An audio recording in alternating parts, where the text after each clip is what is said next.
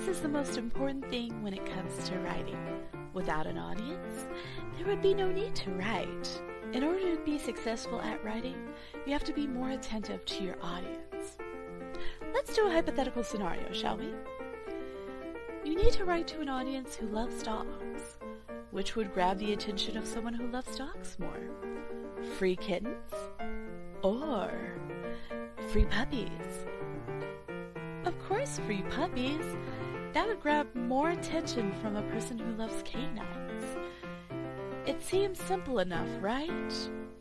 Well, just like you, your audience is more complex than that.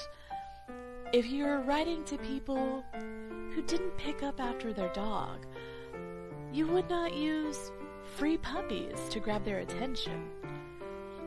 You could technically, because, well, dog owners love dogs. But if you're only trying to grab their attention by advertising free puppies, and the real message is to pick up their waist, they would get upset and stop reading. You would lose your credibility as a writer, and no one will believe you in the end. So, it is best to prepare beforehand in order to write successfully. Any successful writing begins with asking yourself some questions. Who am I writing to? Why am I writing to them? How is the best way to deliver my information to them? What's important to them? What do they care least about? What will upset them? How do I prove my credibility? This is only but a short list, and there could be other factors to consider when writing to an audience. But if you can answer these, you will already be more successful with writing. Now, if what you're writing is an assignment for school, you have to consider your teacher or professor to be an audience. Usually the instructor will give you the assignment instructions and/or the grading rubrics for the assignment. These will answer most, if not all, of the questions about your audience. This is why a writing tutor will ask for the instructions and/or grading rubrics. Keep in mind that there will be a lot of times that an instructor will ask you to write something to a specific audience, apart from himself, herself, or themselves. And this audience may not always be specified by the instructor. The one piece of writing that will usually fit into this category is an argumentative essay. Anytime you are trying to create an argumentative essay, in which you are supposed to argue for or against a stance or solution, expect that your audience will be a person or a group of people who do not agree with your argument. Because there is no point in trying to convince someone who already agrees with you. I myself always imagine that the instructor does not agree with me, and write keeping in mind both the instructions for the assignment and the mindset of the opposition. Writing to an audience who does not agree with you can be a difficult challenge, but it does require an open mind. This is where credibility comes into play, because you don't want to ostracize or trigger your audience. You need to be mindful of their perception on the matter and treat their opinions with sensitivity and care. Imagine you were in their shoes. If someone was writing with you as an audience in mind and started ridiculing your beliefs and opinions, how would you feel? Would you continue reading?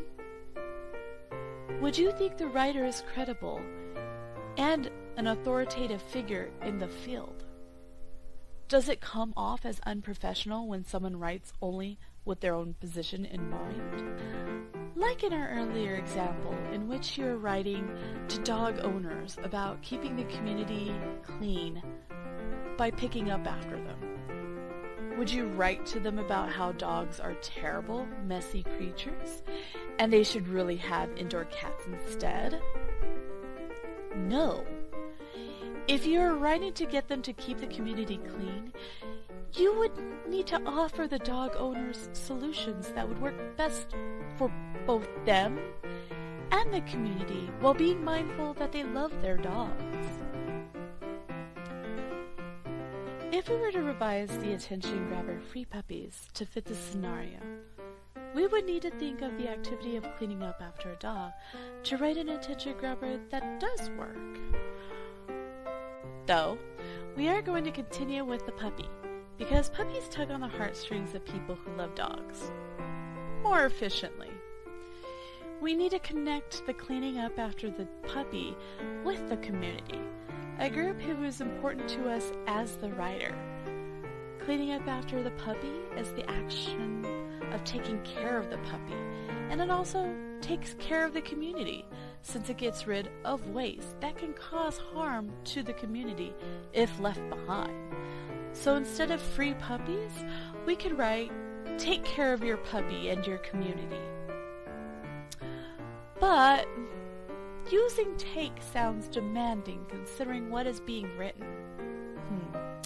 If we cut that word out and write instead, care for your puppy and your community, it sounds softer, and it works as an attention grabber, and will not mislead your intended audience. It is best to respect your intended audience and keep them in mind when you write. When you do, you will be a better and more believable writer.